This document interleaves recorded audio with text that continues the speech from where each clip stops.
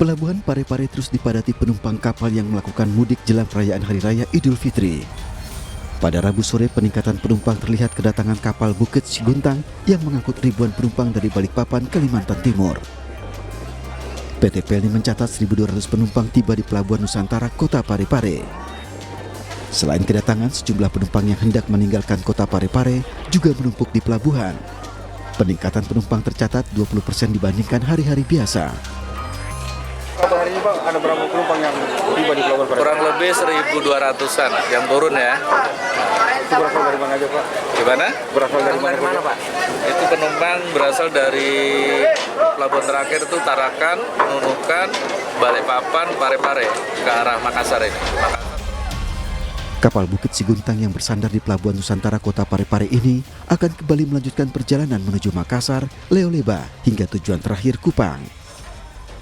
Untuk dapat menampung ribuan penumpang yang akan mudik, pihak PT Pelni menyediakan 3 kapal hingga mendekati puncak mudik Lebaran.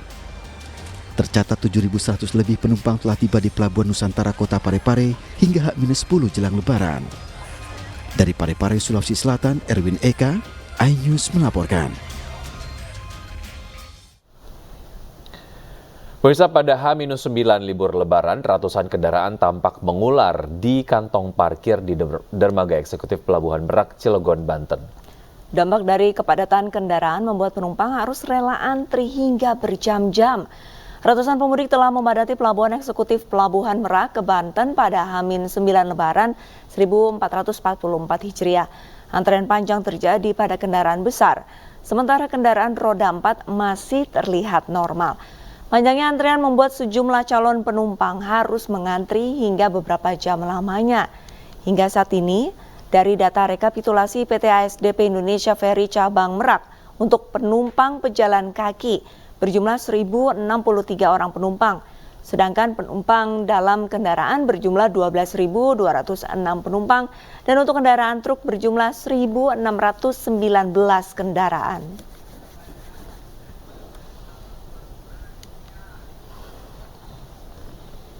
Dan pemirsa, untuk mengetahui informasi lebih lanjut, kami sudah terhubung dengan rekan Iskandar Nasution di Pelabuhan Merak, Banten, dan Erwin Eka Pratama di Pelabuhan Nusantara Parepare, Sulawesi Selatan. Kita akan terlebih dahulu ke Iskandar Nasution. Iskandar, ini bagaimana suasana arus mudik di Pelabuhan Merak siang hari ini? Apakah sudah ada peningkatan? Baik, dapat saya sampaikan bahwasannya pada H-9 ini arus kendaraan menuju Pelabuhan Merak terlihat mulai padat. Hal ini terlihat dari kantung-kantung parkir yang sudah mulai terisi. Namun untuk kendaraan truk saat ini masih mendominasi jumlah kendaraan yang masih melintasi Pelabuhan Merak menuju Bakauheni hari ini.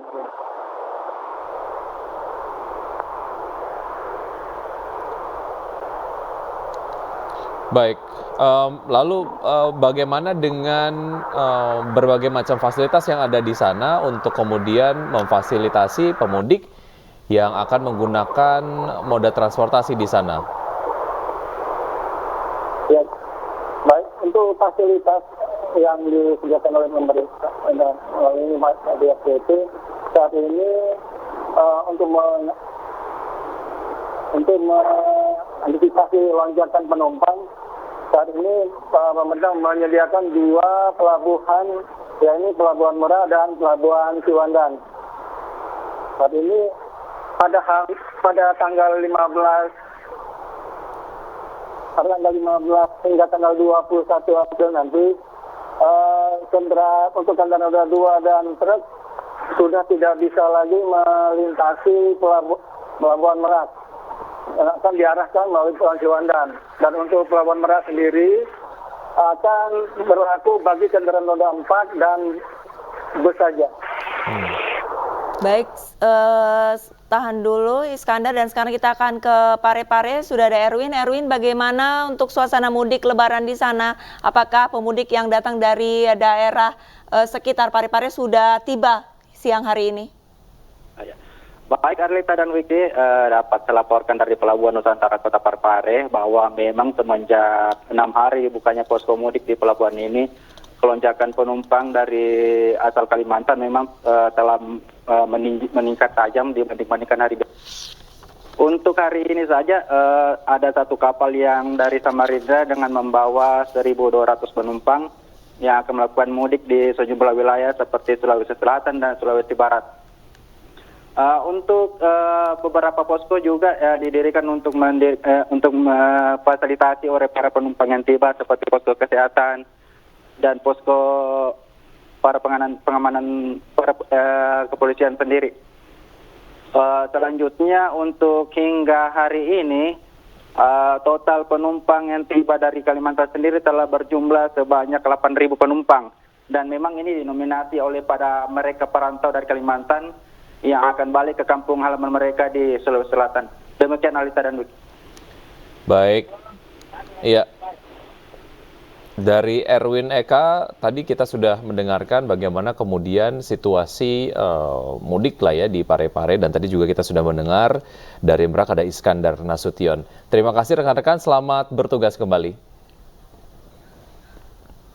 Baik, kita ke informasi berikutnya pemirsa. Pemudik mulai padati stasiun Pasar Senen, Jakarta Pusat. Pemudik memilih mudik lebih awal untuk menghindari kepadatan atau penumpukan penumpang pada saat beberapa hari menuju Lebaran. Sejumlah masyarakat mulai memadati stasiun Pasar Senen, Jakarta Pusat pada H-8 Lebaran. Pemudik memilih mudik lebih awal untuk menghindari kepadatan yang terjadi pada saat puncak arus mudik nanti. Selain itu juga agar bisa menghabiskan waktu lebih lama bersama keluarga di kampung halaman. Hari ini tercatat ada sekitar 13.000 penumpang yang pergi meninggalkan Jakarta melalui stasiun Pasar Senen.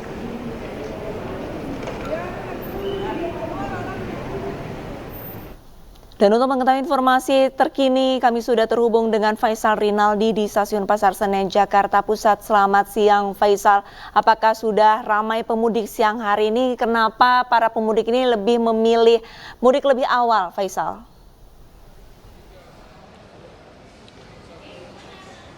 Ya baik, selamat siang Arista, Wiki dan juga pemirsa. Memang untuk di Stasiun Pasar Senen, Jakarta Pusat ini sudah ada lonjakan penumpang ataupun pemudik yang berangkat menuju ke kampung halamannya masing-masing. Seperti kita ketahui, kurang lebih sekitar 9-10 hari lagi menuju Lebaran Idul Fitri 1444 Hijriah. Namun masyarakat sudah ada yang berangkat mudik lebih awal. Beberapa penumpang tadi kami sempat mewawancarai mengatakan bahwa memilih mudik lebih awal ini dikarenakan untuk menghindari kepadatan ataupun penumpukan penumpang yang terjadi pada saat puncak arus mudik mendatang ataupun beberapa hari menuju Lebaran. Kemudian juga ada yang mengatakan melakukan mudik lebih awal dikarenakan takut kehabisan tiket, dan bahkan memilih mudik lebih awal ini untuk agar lebih banyak waktu berkumpul bersama keluarga di kampung halamannya. Kemudian berdasarkan data yang kami dapatkan pada hari ini Kamis 13 April 2023, ada sekitar 13.000 penumpang yang meninggalkan Jakarta melalui Stasiun Pasar Senen, Jakarta Pusat ini. Kemudian juga memang dari data tersebut kurang lebih sekitar 2 kali lipat ini bertambah dari hari kemarin, yakni sekitar datanya 6.800 penumpang. Dalam hal ini juga selama masa angkutan Lebaran, PT KAI juga sudah menyiapkan sebanyak 15.300 perjalanan kereta api jarak jauh yang terhitung dari tanggal 12 April sampai tanggal 3 Mei 2023 mendatang. Dan kami himbau agar masyarakat agar tetap berhati-hati dan juga tetap memperhatikan barang bawaan Anda. Sementara demikian, kembali ke studio. Baik, Faisal Rinaldi, terima kasih atas informasi yang Anda sudah sampaikan. Selamat bertugas kembali. Dan pemirsa, Kementerian Agama menggelar mudik gratis dengan menyediakan 23 armada bus yang akan mengantarkan pemudik ke berbagai kota tujuan. Mudik Lebaran kali ini Kementerian Agama menggelar mudik gratis bertajuk Mudik Berkah Kemenak. Program mudik gratis ini menyediakan 23 armada bus yang akan mengantarkan para pemudik ke berbagai kota tujuan yang akan dilangsungkan pada 18 April 2023 mendatang. Selain itu, dalam berkah Ramadan, Kementerian Agama juga mengadakan santunan bersama anak yatim serta mengadakan bazar Ramadan di kantor Kemenak Jalan Lapangan Banteng, Jakarta Pusat. Sekaligus melonsing mudik bersama. Nanti kita juga akan mengadakan mudik bersama 23 bis insya Allah ke tujuan mudik, terutama Jawa Tengah, sebagaimana Kementerian Perhubungan menyampaikan ya, mudik terbanyak akan ke Jawa Tengah. Sementara 23 mudah-mudahan kita masih bisa ikhtiarkan untuk bisa menambah saudara-saudara kita yang ingin.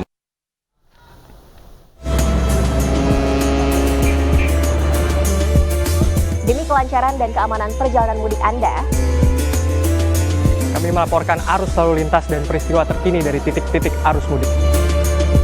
Dari jalur darat, laut, dan udara. Saksikan di program-program Buletin iNews. Pulang kampung bersama iNews.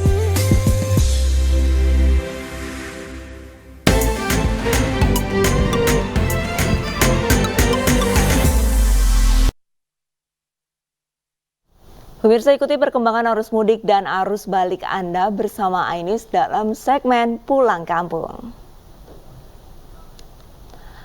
Presiden Joko Widodo, pemirsa, mendatangi Pasar Tugu Cimanggis, Depok, Jawa Barat. Ya, Presiden datang ke Pasar Tugu untuk mengecek harga di pasar dan juga memastikan harga pangan stabil jelang Idul Fitri. Presiden Joko Widodo didampingi Menteri BUMN Erick Thohir mengunjungi Pasar Tugu Cimanggis, Depok, Jawa Barat. Kedatangan Presiden pun disambut ratusan warga. Dalam kunjungannya, Presiden Jokowi menyempatkan diri mendatangi kios-kios bahan pangan serta menanyakan ketersediaan bahan pokok jelang Hari Raya Idul Fitri. Kedatangannya juga dilakukan dalam rangka mengecek kestabilan harga-harga kebutuhan pokok jelang Lebaran.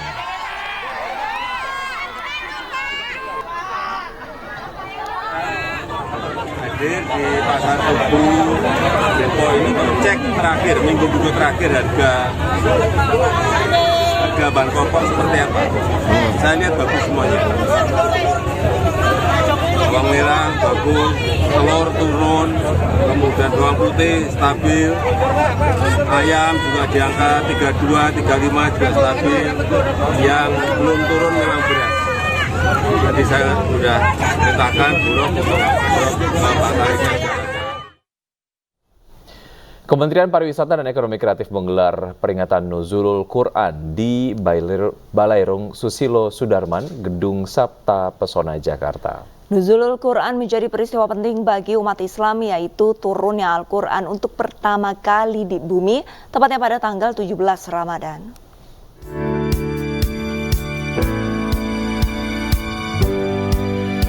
Ramadan menjadi ajang bagi umat Islam untuk menempa dan meningkatkan kualitas diri. Di bulan yang penuh dengan kemuliaan ini juga banyak peristiwa sejarah dengan taburan hikmah pelajaran bagi umat Islam. Saat mengikuti peringatan Nuzulul Quran 1444 Hijriah di Balairung Susilo Sudarman, Gedung Sabta Pesona, Jakarta, Menteri Pariwisata dan Ekonomi Kreatif Sandiaga Uno mengajak umat Islam untuk terus bersyukur dan meningkatkan ketakwaan. Wisata religi perkembangannya sangat luar biasa.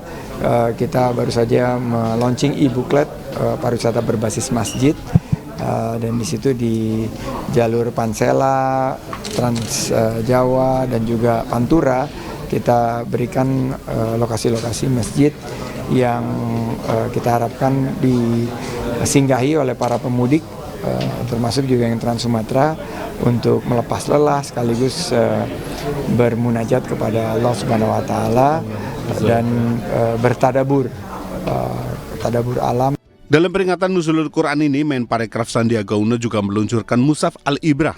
Mushaf Al-Ibrah berisi kisah-kisah sejarah Islam dan wisata religi serta pariwisata yang halal. Dari Jakarta, Fakih Satrio, iNews melaporkan. Pemirsa, tetap bersama kami, usai jeda iNews yang akan segera kembali.